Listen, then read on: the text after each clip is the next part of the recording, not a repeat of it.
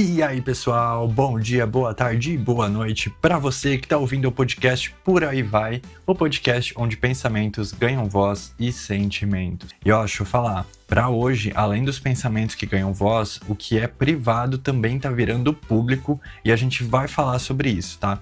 Eu vou trazer aqui a história por trás do meme que ganhou a internet, né, o meme da irmã Hong, e comentar casos de exposeds que também estão rolando nas redes para a gente debater aí a respeito de privacidade digital. Será que ela existe? Será que ela é garantida por lei? Aliás, tem alguma coisa na lei que nos protege em relação a isso? Bom, tudo isso a gente vai debater no episódio de hoje, tá? Então fica aí até o final, porque o episódio está recheado de informações e, enfim, sem mais delongas, vamos direto ao ponto. Sister Hong, a mulher por trás do meme.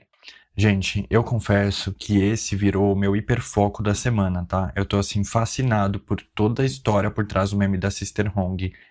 Todo dia eu vejo alguma coisa sobre esse caso e eu fico mais fascinado ainda. Tem muita coisa que pode ser debatida em relação a esse meme.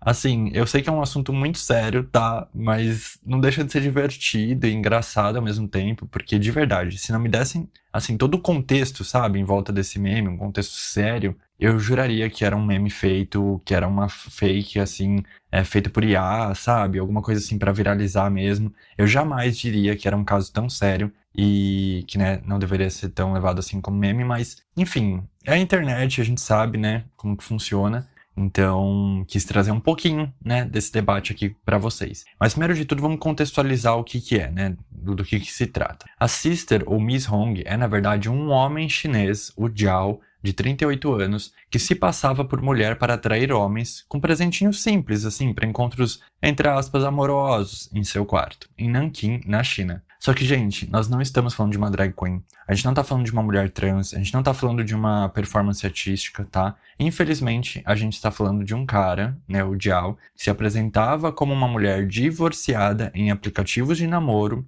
usando vestes femininas, maquiagem, próteses femininas corporais, filtros visuais, software de modulação de voz e outros artifícios para quê? Para atrair vítimas para um golpe, entre aspas, que ele dava, tá? Ele atraía, né, essas vítimas aí para momentos íntimos que eram gravados sem o consentimento das vítimas e depois ele vendia os vídeos por 150 yuan, o que, segundo o G1, dá cerca de R$116, tá? A matéria completa do G1 sobre esse caso vai estar na descrição aqui do episódio, caso vocês queiram ler na íntegra, mas eu vou trazer basicamente todas as informações aqui para vocês, tá? Os, entre aspas, mimos que a Sister Hong exigia, né, das suas vítimas, inicialmente, eram geralmente frutas, óleos e outras coisas simples, assim.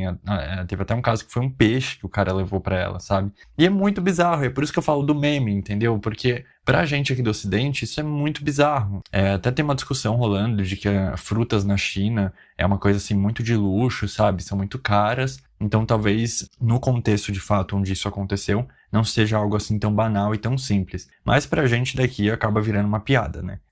Os vídeos dela viralizaram, começando pela China e pelo Taiwan, e Jiao foi localizado e preso no dia 5 de julho, conforme um anúncio oficial feito pelas autoridades chinesas no dia 8 do mesmo mês, sob a alegação de que ele cometeu pelo menos 7 crimes graves. Meu Deus. Apesar de não confirmar os números que foram especulados nas redes, de 1.691 homens gravados, a polícia local confirmou que sim, foram centenas deles. Vários homens caindo no conto da irmã Hong, gente. E aí eu tô rindo porque vocês com certeza viram imagens dela nas redes sociais, né? Vocês devem ter visto o quarto dela viralizando nas redes sociais. As vestes que ela usava, né? A peruca e tal. A dancinha dela, gente. Pelo amor de Deus. Tudo ali é meme. Tudo é meme. Gente, de verdade, se vocês não viram, pesquisem no Google, tá? Não vai aparecer nada explícito, a menos que vocês procurem de forma explícita, né? Mas se jogarem Irmã Hong ali no Google, vocês vão ver do que eu tô falando. E assim, é um meme. Não tem jeito. Vai virar fantasia de Halloween, vai virar fantasia de carnaval. E o bizarro é pensar a quantidade de homens que caíram nessa, sabe? Tem até uma discussão rolando se eles de fato não sabiam que era uma mulher, né? Se não é um fetiche, enfim. Não vou me adentrar aí nesse ponto, nesse episódio, tá? A gente vai focar mais aqui na questão do que aconteceu de fato. A repercussão do caso rendeu não só memes e manchetes de fofoca, como também a exposição das vítimas. Aqui a gente entra numa questão bem séria.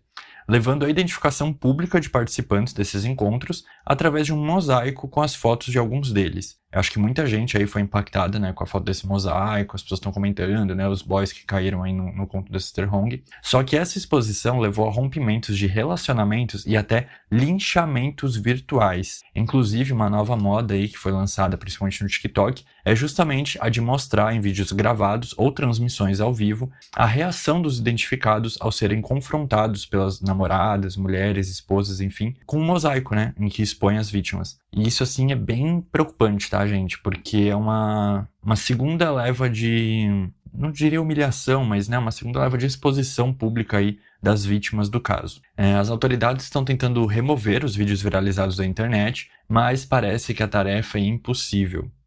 Obviamente, né, gente? Como o caso virou global, é óbvio que vai ser bem difícil de rastrear e eliminar os vídeos aí para, né, pararem de divulgar e tudo mais. Lembrando que no Brasil é crime compartilhar vídeos íntimos, ainda que de desconhecidos. Mas a gente vai falar sobre isso mais pro final do episódio, tá? Então fica aí até o final para não perder essa parte super importante.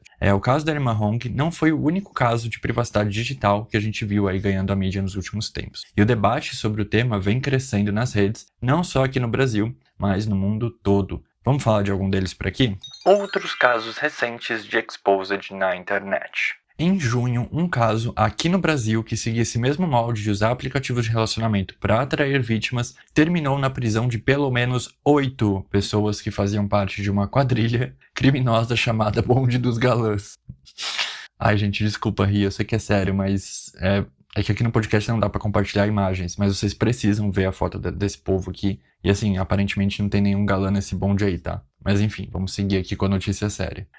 Eles atraíam vítimas para áreas escuras de Samambaia, no Distrito Federal, para uma armadilha perigosa. Durante o encontro, as vítimas eram surpreendidas por criminosos armados que as levavam para áreas afastadas. Sob grave ameaça, violência física e intimidação psicológica, as vítimas eram forçadas a entregar seus pertences e realizar transferências bancárias. Em alguns casos, as vítimas eram mantidas a noite toda, a fim de burlar os limites de segurança bancária para o período noturno. Aqueles limites que a gente põe, né, para o Pix e para as transferências, para evitar limpeza das nossas contas caso a gente seja furtado ou assaltado, né? Ainda no Brasil, tivemos o caso de um casal no sul do país cuja mulher fez entre aspas, chá revelação da traição do marido para toda a família, mesmo que algumas pessoas da família já estivessem cientes da infidelidade dele. A traída, a gente gravou esse momento de exposição do marido e postou nas redes sociais, o que dividiu aí a opinião dos internautas e fez com que o marido infiel a processasse por dano à honra dele. As autoridades brasileiras também tentaram remover o caso viral da internet, mas desistiram ao ver que o caso tomou proporções gigantescas. E a gente cai aí na mesma questão da irmã Hong.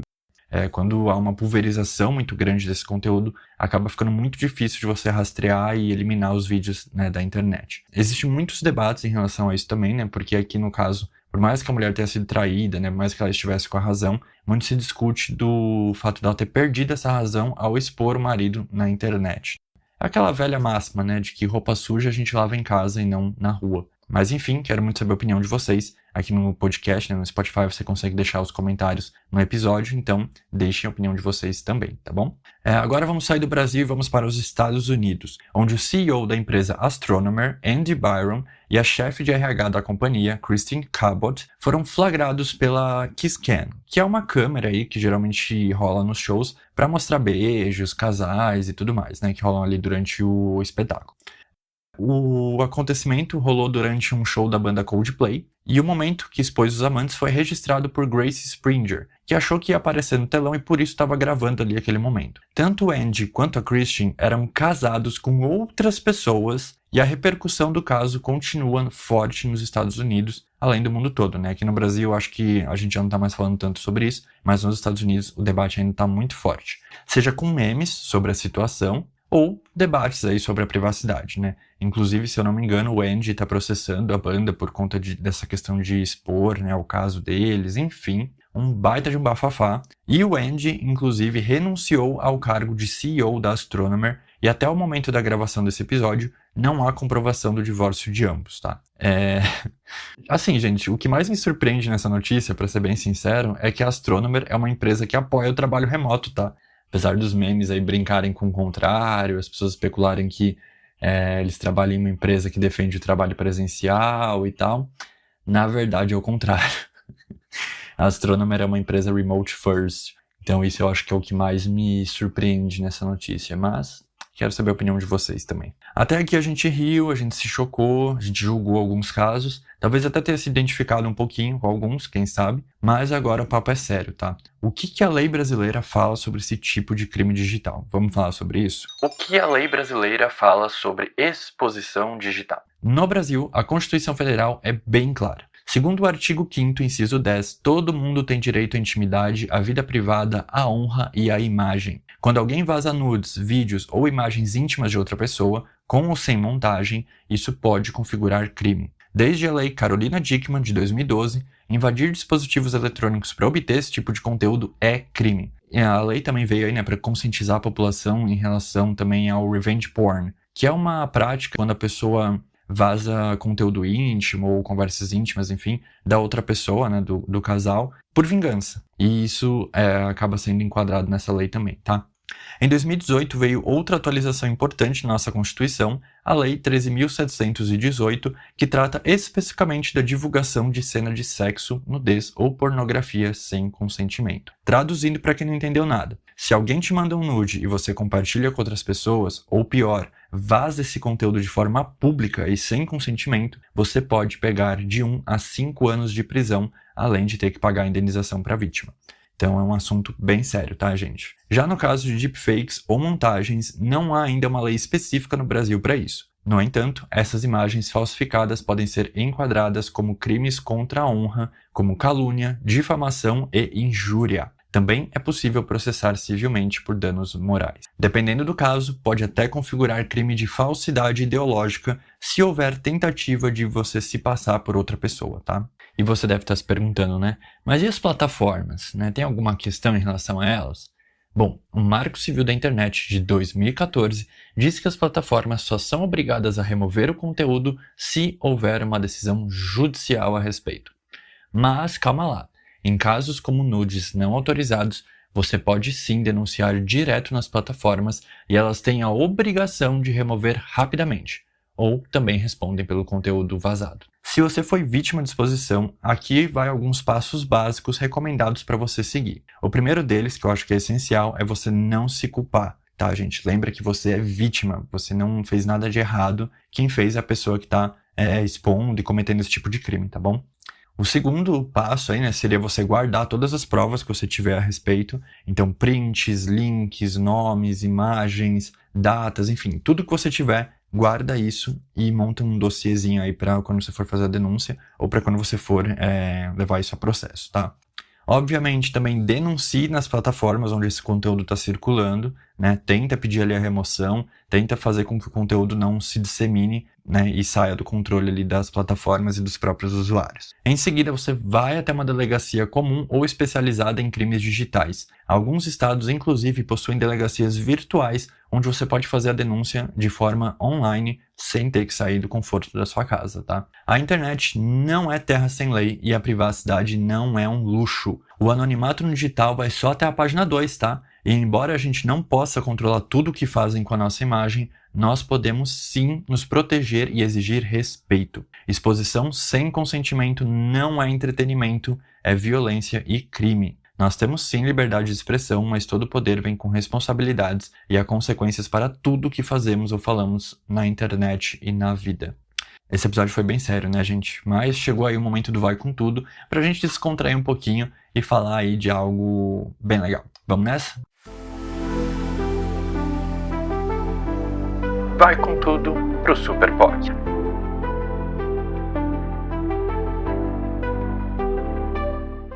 A Dia TV anunciou via Instagram a volta do programa Super POC da Samira Close na grade da programação, a partir do dia 8 de agosto. Na temporada anterior foram entrevistados nomes como Erika Hilton, Vanessa, Blogueirinha, Pequena Lô e outros. E na minha humilde opinião, gente, foi um baita de um sucesso, tá? Eu quero muito estar na plateia nessa nova temporada, nem que eu tenha que participar de uma rinha de gays para conseguir um lugar lá, tá? E se você quiser ir também, lá no Instagram da Dia tem um link de inscrição para as plateias dos programas. A inscrição pro Super POC ainda não tá disponível pelo que eu vi, tá? Provavelmente eles vão liberar aí nos próximos dias. E se você for mesmo, gente, me manda uma DM nas redes sociais pra gente ir tudo junto lá prestigiar a diva e os seus convidados. Pode ser?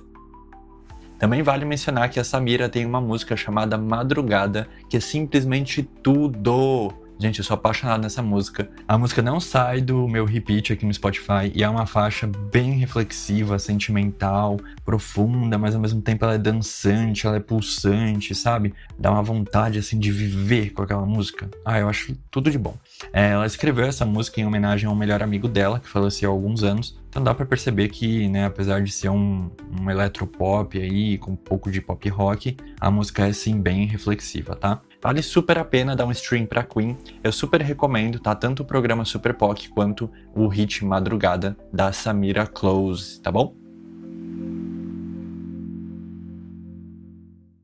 E eu vou ficando por aqui, mas eu quero agradecer a você que ouviu o episódio até aqui e eu espero que você tenha gostado. Não se esqueça de seguir o programa para não perder os próximos episódios que rolam toda sexta-feira. Combinado? Inclusive, lá no YouTube tá rolando todo domingo uma série de vlogs sobre a Sicília no meu canal, Renato Crovella, e o episódio desse domingo especificamente será sobre o maravilhoso Castelo de Milazzo. Gente, tá imperdível. Corre lá depois para assistir, tá bom? Hoje falamos da irmã Hong e outros casos envolvendo privacidade digital e por aí vai. Até a próxima semana, gente.